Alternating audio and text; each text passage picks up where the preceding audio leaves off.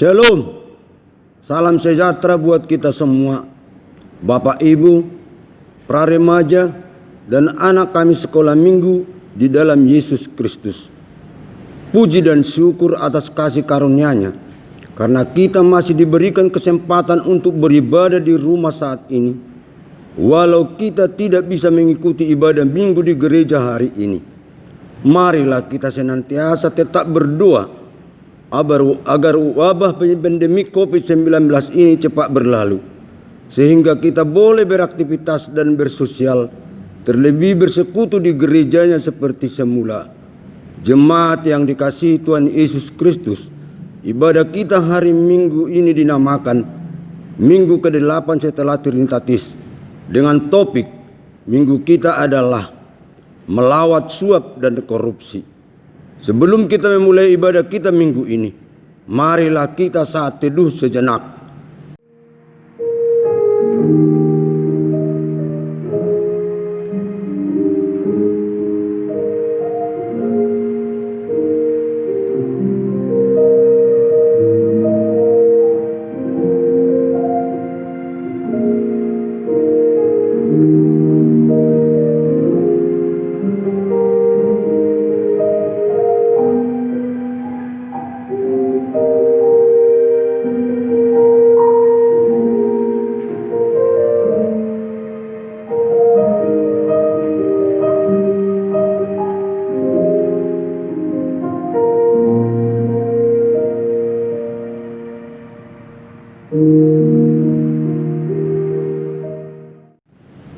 Amin. Marilah kita puji Tuhan melalui buku nyanyian HKBP nomor 257 ayat yang pertama dan ayat yang kedua. Tuhan Allah hadir.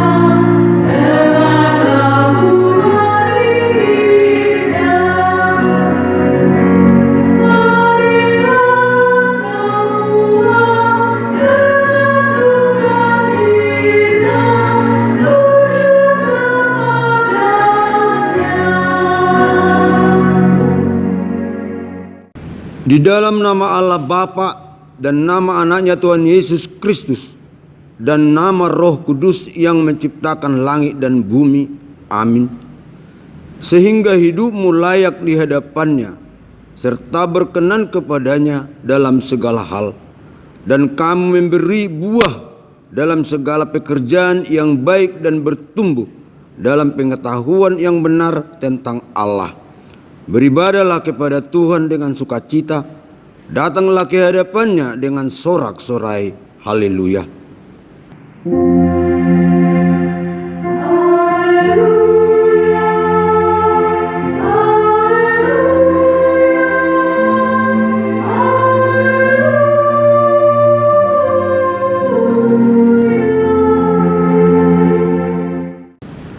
Marilah kita berdoa. Ya Tuhan Allah yang kudus dan mulia, Engkau memelihara dan melindungi jemaat-Mu dengan Roh-Mu yang kudus. Kami mohonkan padamu, berilah kami hati yang taat supaya dengan penuh sukacita kami melakukan kehendak-Mu, seperti kesetiaan anak kepada bapaknya.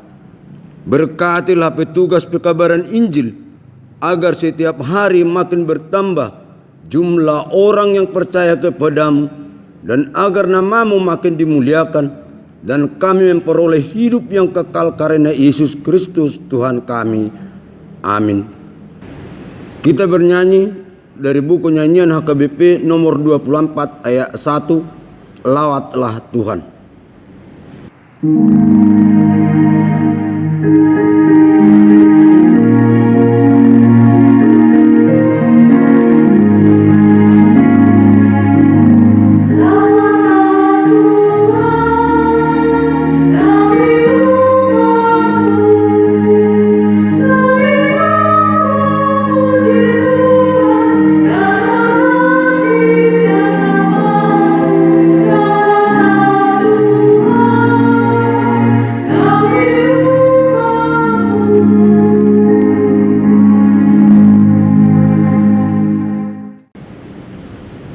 Hukum Tuhan pada hari Minggu ini adalah dari hukum Taurat yang ke-8 dan artinya.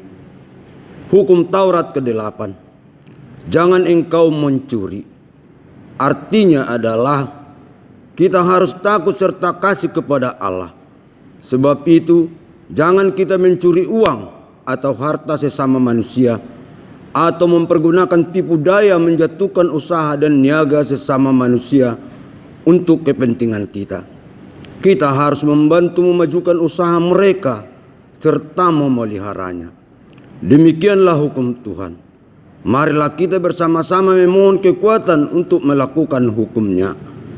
Ya Tuhan Allah, kuatkanlah kami untuk melakukan yang sesuai dengan hukum-Mu. Amin. Kita bernyanyi dari buku nyanyian HKBP nomor 182 ayat yang pertama dan ayat yang kedua. Kepadamu.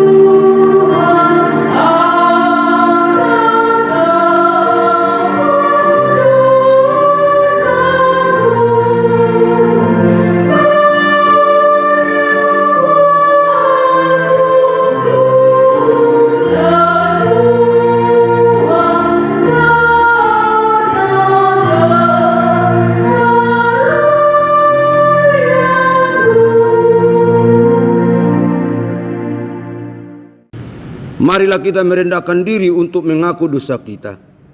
Ya Tuhan Allah Bapa kami yang Maha Kuasa dan Pengasih, Engkau tidak berkenan kepada kematian orang fasik, melainkan Tuhan berkenan kepada pertobatan orang fasik dari kelakuannya ke jalan yang benar, supaya ia hidup.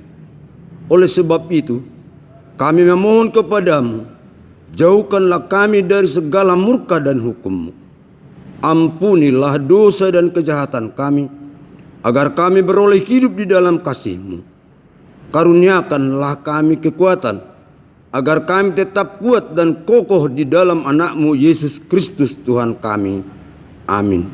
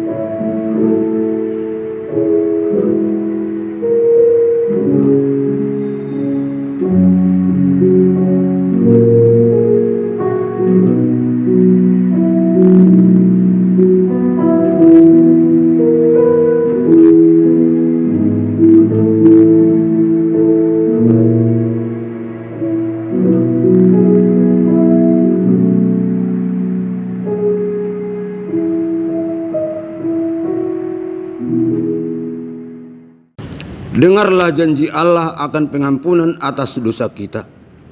Demikianlah firman Tuhan. Janganlah takut, sebab aku telah menebus engkau. Aku telah memanggil engkau dengan namamu. Engkau ini kepunyaanku. Kemuliaan bagi Allah di tempat yang maha tinggi. Amin. Kita bernyanyi dari buku nyanyian HKBP nomor 223 ayat yang pertama. Kusembah kau Tuhan.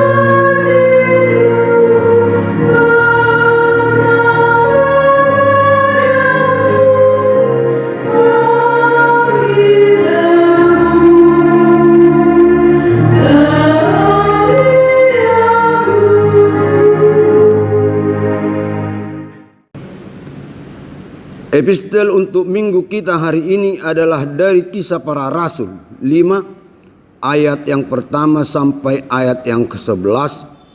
Mari kita baca secara responsoria. Ananias dan Sapira.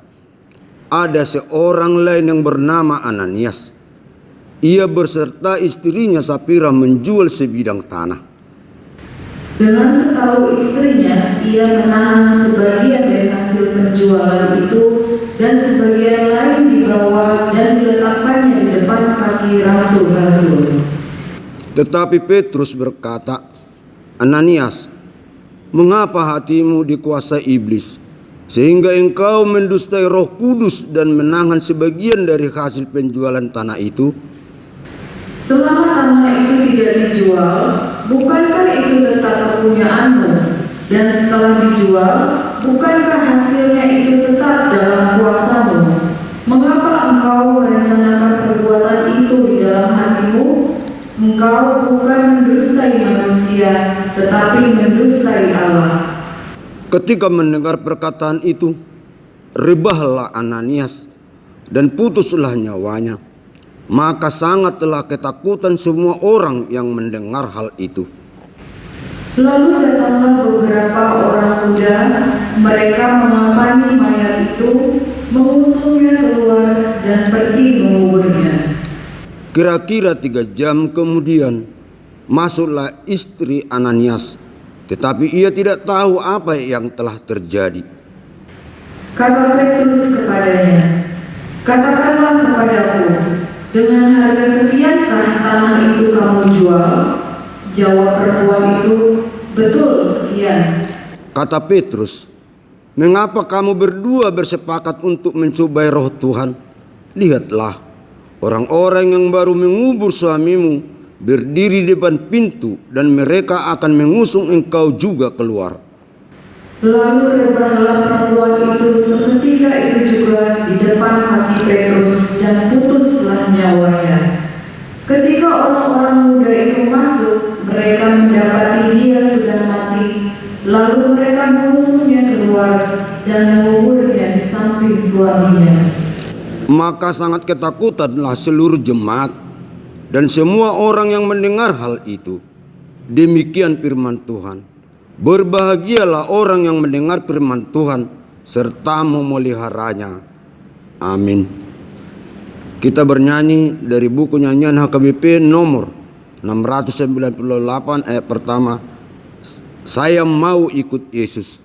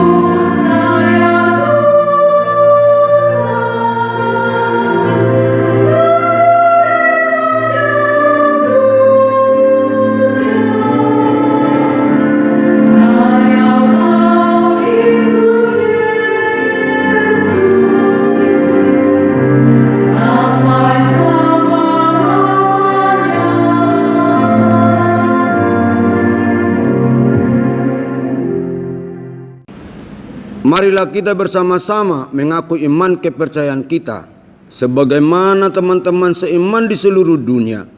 Kita bersama-sama mengucapkannya.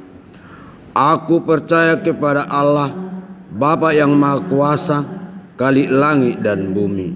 Aku percaya kepada Yesus Kristus, anaknya yang tunggal Tuhan kita, yang dikandung daripada Roh Kudus, lahir dari anak darah Maria, yang menderita sengsara di bawah pemerintahan Pontius Pilatus, disalibkan, mati dan dikuburkan, yang turun ke dalam kerajaan maut, pada hari yang ketiga bangkit pula dari antara orang mati, naik ke surga, duduk di sebelah kanan Allah, Bapa yang Maha Kuasa. Dari sana akan datang kelak untuk menghakimi orang yang hidup dan yang mati. Aku percaya kepada Roh Kudus dan adanya satu gereja yang kudus, persekutuan orang kudus, pengampunan dosa, kebangkitan daging, dan hidup yang kekal. Amin. Kita bernyanyi dari buku nyanyian HKBP nomor 750, ayat yang pertama dan ayat yang kedua. Di hatiku ya Yesus.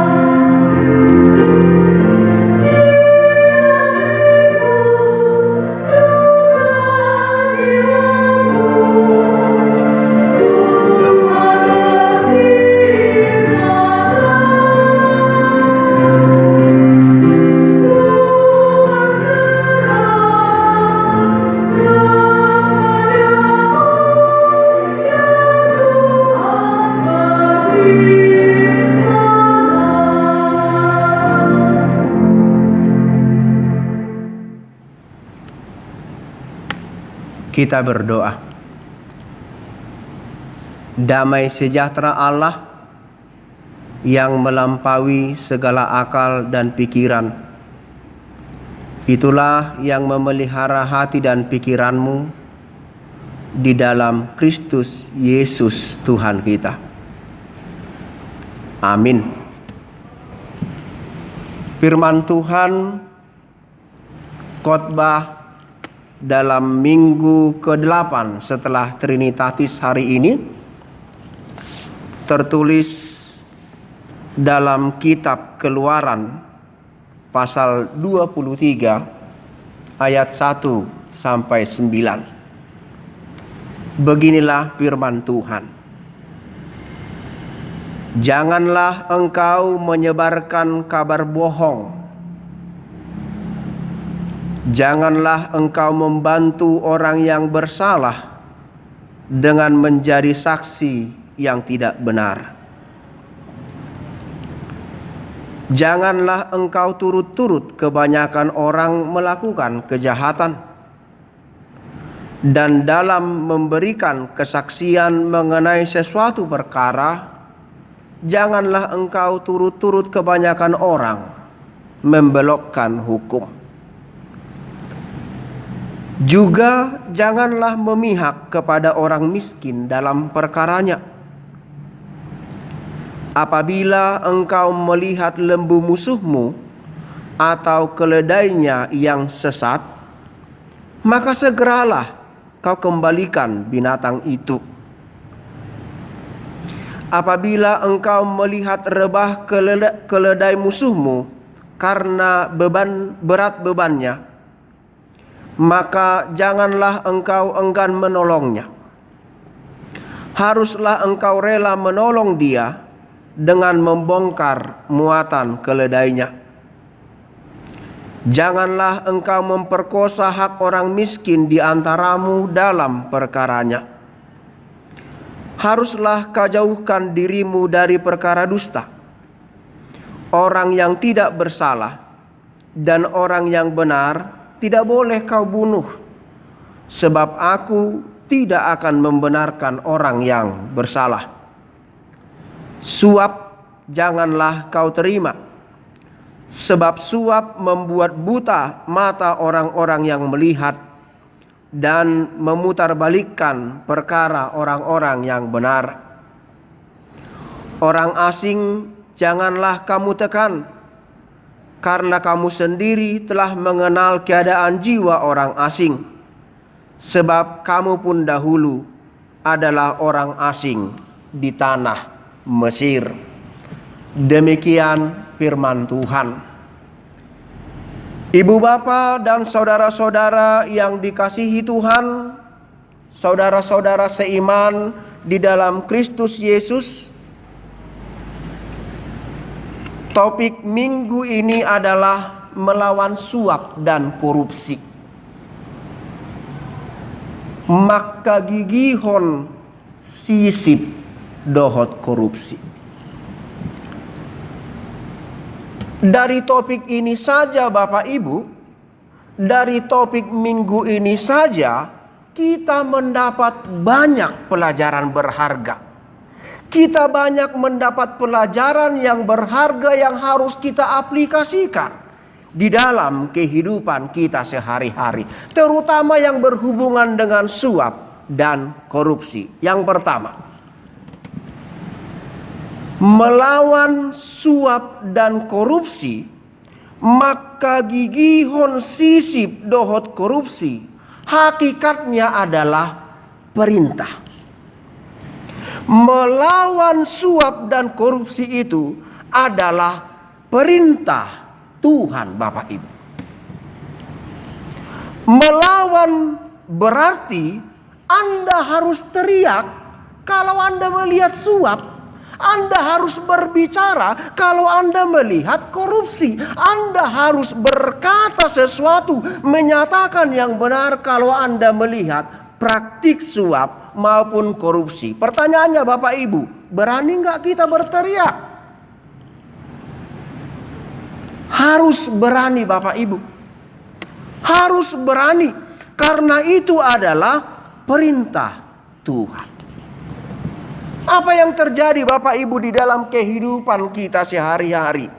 Banyak orang yang takut menyuarakan kebenaran. Banyak orang yang tidak mau lagi melawan korupsi, tidak mau lagi melawan suap, dan akhirnya menjadi permisif terhadap korupsi maupun suap itu. Artinya begini, banyak orang yang berkata begini, kalau dia mau korupsi silakan saja. Kalau dia mau menerima suap silakan saja. Yang penting saya tidak diganggu. Ini sikap permisif Bapak Ibu. Ini sikap kompromi. Tuhan mengatakan lawan. Tidak ada celah dan tidak ada celah untuk kompromi di sana. Mengapa Bapak Ibu? Sebab saya yakin siapa yang hidupnya bersih, ia tidak akan pernah tersisih. Sebab Tuhan yang menjadi pembelanya. Molo di hatamatak di doka manginang, maka gigihon sisip. Maka gigihon, magigi artinya jijik. Kalau kita jijik terhadap sesuatu, misalnya kita jijik terhadap keong atau siput, maka kita nggak mau lagi dekat-dekat ke sana, apalagi memegang itu. Itu namanya jijik. Itu artinya makagigihon. Nah, kalau dikatakan makagigihon, sisip, dohot, korupsi, artinya Bapak Ibu jangan dekatkan dirimu kepada dua hal ini. Dan jangan pernah lakukan itu di dalam hidupmu. Itu namanya magigi. Itu namanya jijik terhadap korupsi maupun terhadap suap.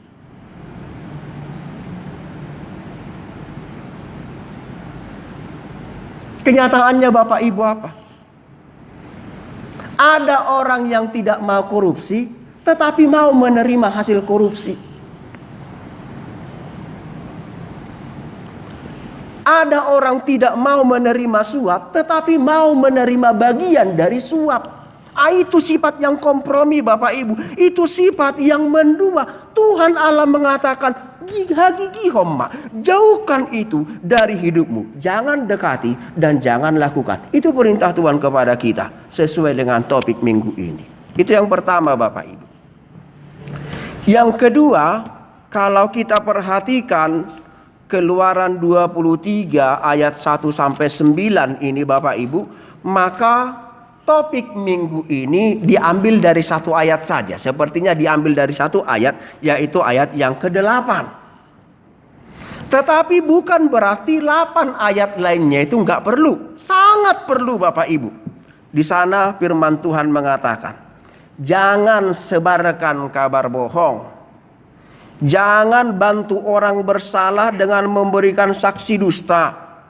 Jangan melakukan kejahatan, jangan membengkokkan hukum, jangan memihak orang miskin dalam perkaranya. Artinya begini, jangan engkau berpihak kepada orang miskin hanya karena kasihan. Titik tolak dari keberpihakan kita kepada siapapun, termasuk kepada orang miskin, adalah kebenaran, bukan kasihan Bapak Ibu. Jangan memperkosa hak orang miskin. Jauhkan dirimu dari perkara dusta. Jangan bunuh orang yang tidak bersalah. Dan orang yang benar jangan kau bunuh. Dan orang asing janganlah kau tekan. Semuanya itu Bapak Ibu perlu. Mengapa? Dari ayat ini kita menemukan esensi kasih orang Kristen. Di dalam kasih orang Kristen itu harus ada kebaikan, kebenaran, dan keadilan. Di dalam kasih orang Kristen itu harus ada kebaikan, kebenaran, dan keadilan. Kebaikan, kebenaran, dan keadilan ini adalah berjalan beriringan dan tidak mungkin terpisah satu sama lain. Jadi di bagasak kolongi ikonadong do kebaikan, ikonadong do hasitongan, jala ikonadong do keadilan. Ini menjadi pelajaran penting bagi kita Bapak Ibu. Mengapa? Belakangan ini banyak orang yang menurutnya karena kasih membela saudaranya, padahal saudaranya itu tidak melakukan yang benar. Membela saudaranya dengan alasan kasih, padahal saudaranya itu melakukan sesuatu yang tidak adil. Bayangkan Bapak Ibu, dalam istilah sekarang ada istilah korupsi berjamaah. Ada 2-3 orang yang sepakat untuk melakukan kejahatan. Kasih orang Kristen tidak begitu Bapak Ibu. Kasih orang Kristen harus di dalamnya ada kebaikan, kebenaran, dan keadilan. Bahkan kalau kita perhatikan di dalam ayat yang di dalam ayat yang keempat dan ayat yang kelima, Tuhan Allah jelas-jelas mengatakan, kasihmu itu harus lebih baik dari kasih dunia ini. Bahkan kita harus mengasihi musuh kita. Sederhana saja Bapak Ibu. Kasih yang telah kehilangan kebenaran dan keadilan dan kebaikan tidak lagi disebut kasih yang sejati. Yang ketiga Bapak Ibu, dalam bahasa Batak ayat 8, topik minggu ini, dalam Alkitab berbahasa Batak tidak menggunakan kata sisip, tetapi menggunakan kata silehon-lehon. Nah, ini beda Bapak Ibu.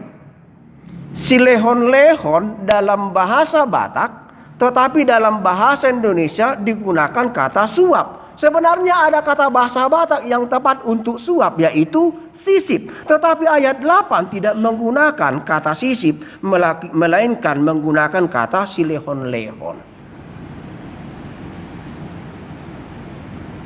Bagaimana ini bisa dipahami Bapak Ibu? Apa hubungan silehon-lehon dengan suap? Hubungannya Bapak Ibu adalah gratifikasi. Gratifikasi. Ada orang yang mau menyogok tetapi seolah-olah memberikan hadiah, padahal tujuan dari hadiah itu adalah untuk menyuap atau untuk menyogok. Jadi suap atau sisip itu bentuknya tidak hanya duit Bapak Ibu, bisa berupa pemberian seperti hadiah, padahal tujuannya ada udang di balik batu. Melalui firman ini saya mau mengingatkan Bapak Ibu saudara-saudara sekalian yang punya jabatan di kantor dan instansi tertentu, hati-hati ya Manginang. Jangan sembarangan menerima parsel dari orang lain. Siapa tahu ada maksud lain di balik itu. Maksud lain ia mendapatkan sesuatu dari kita, atau mungkin untuk menjebak kita, who knows. Ada orang yang memberikan sesuatu padahal diam-diam merekam peristiwa itu agar menjebak kita pada kepentingannya. Hati-hati Bapak Ibu, bijaklah di dalam menggunakan jabatan. Yang kedua Bapak Ibu, yang terakhir adalah kita sampai kepada bagian yang terpenting. Ada apa dengan suap? Mengapa kita dilarang suap? Dalam ayat yang ke-8 dikatakan, sebab suap membuat buta mata orang-orang yang melihat dan memutarbalikkan perkara orang-orang yang benar. Bapak Ibu sekalian, akibat suap itu ada dua. Yang pertama adalah membuat buta mata orang melihat. Bayangkan Bapak Ibu, suap itu membutakan mata orang, menonaktifkan salah satu anggota tubuh yang sangat penting, yaitu mata. Suap membuat seseorang kehilangan integritasnya. Suap membuat orang baik menjadi jahat. Suap bisa membuat orang benar menjadi orang lalim. Suap menyesatkan orang lain. Tuhan Yesus dengan jelas mengatakan, siapa yang menyesatkan anak kecil yang percaya kepada Tuhan, lebih baik lehernya diikat dengan batu kilangan dan ditenggelamkan ke dalam laut. Artinya apa Bapak Ibu? Tuhan tidak pernah kompromi dengan siapapun yang melakukan suap, karena suap mengubah integritas seseorang. Yang kedua, suap memutarbalikkan perkara orang benar. Bapak Ibu saudara-saudara sekalian, korban suap ternyata tidak hanya satu orang. Bukan hanya yang menerima suap karena ia berubah dari baik menjadi jahat, tetapi akan muncul lagi korban-korban yang lain Bapak Ibu. Apa itu? Orang-orang yang dibengkokkan hukumnya dari orang yang telah menerima suap tadi. Orang-orang yang diputarbalikkan perkaranya karena suap tadi. Dan untuk itu Tuhan jelas berhadapan dengan dia. Kitab Amsal dengan jelas mengatakan, Allah itu adalah perisai bagi orang yang tidak bercela lakunya, dan ia membela hak-hak orang miskin. Jadi siapapun yang menerima suap, yang memutarbalikkan perkara orang benar, ia berhadapan dengan Tuhan. Karena itu Bapak Ibu saudara-saudara sekalian, melalui khotbah minggu ini kita diajari oleh firman Tuhan, cintailah kebaikan, keadilan, dan kebenaran. Carilah yang baik dan jauhkanlah dirimu dari yang jahat. Balaslah kejahatan dengan kebaikan. Lawanlah kejahatan dengan kebaikan, dan kalahkanlah kejahatan dengan kebaikan. Tuhan memberkati. Amin. Mari kita berdoa. Kami bersyukur ya Tuhan untuk firman-Mu yang mengajar kami untuk menghargai hak-hak saudara-saudara kami. Kami tidak boleh memburukkan ataupun menjelek-jelekkan mereka melalui kabar bohong. Setiap perkara yang benar harus kami bela. Dan biarlah bibir kami ini ya Bapa menjadi bibir yang mengucapkan kata-kata yang benar. Dan tangan kami menjadi tangan yang selalu terbuka untuk menolong orang lain, termasuk musuh kami. Tuhan, tidaklah mampu kami melakukannya dengan kekuatan kami sendiri. Tetapi jika Roh Tuhan yang berkuasa di dalam kami, sesulit apapun itu, kami dapat melakukannya untuk kemuliaan Tuhan. Biarlah Roh Tuhan berkuasa di dalam hati kami masing-masing, melakukan firman-Mu. Melakukan firman-Mu ya Tuhan menjadi kemuliaan bagi nama-Mu. Dan biarlah firman-Mu ini menjadi sukacita bagi kami. Terima kasih ya Tuhan, ampuni kami atas segala dosa dan pelanggaran kami. Dalam nama anak-Mu Yesus Kristus kami berdoa dan memohon. Amin. Kita bernyanyi dari buku nyanyian HKBP nomor 730 ayat 1 sampai 2. Berdayakan diriku sambil mengumpulkan persembahan.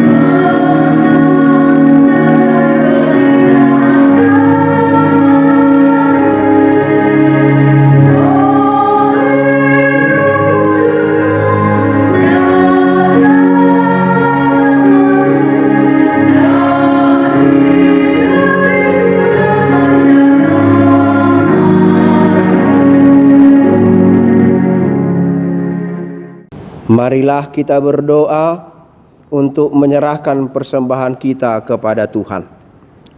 Ya Allah Bapa kami yang di sorga, kami mengaku bahwa Tuhan adalah sumber dari segala karunia yang melimpah dalam kehidupan kami masing-masing. Sebahagian daripada karunia itu kami serahkan kembali sebagai persembahan kepada Tuhan.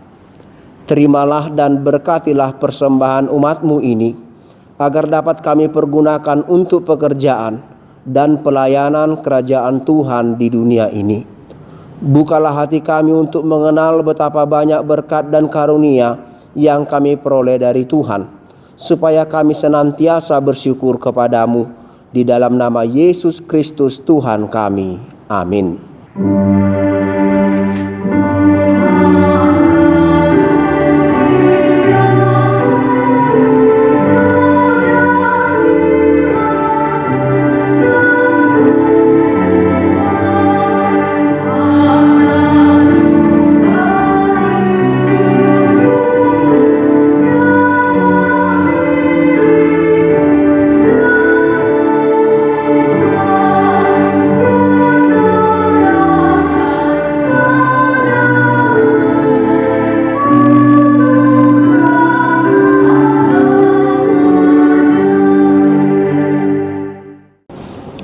Bapa kami yang di surga, dikuduskanlah namamu.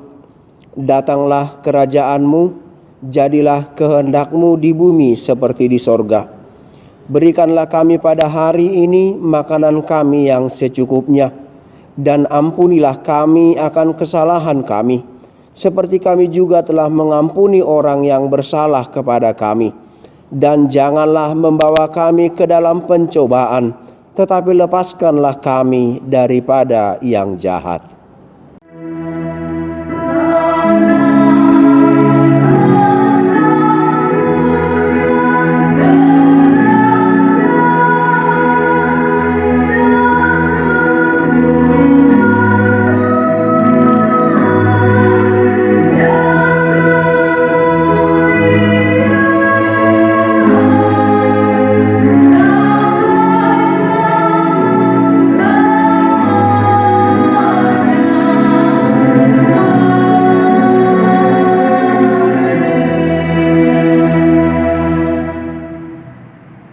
Terimalah berkat Tuhan. Tuhan memberkati engkau dan melindungi engkau. Tuhan menyinari engkau dengan wajah-Nya dan memberi engkau kasih karunia. Tuhan menghadapkan wajah-Nya kepadamu dan memberi engkau damai sejahtera.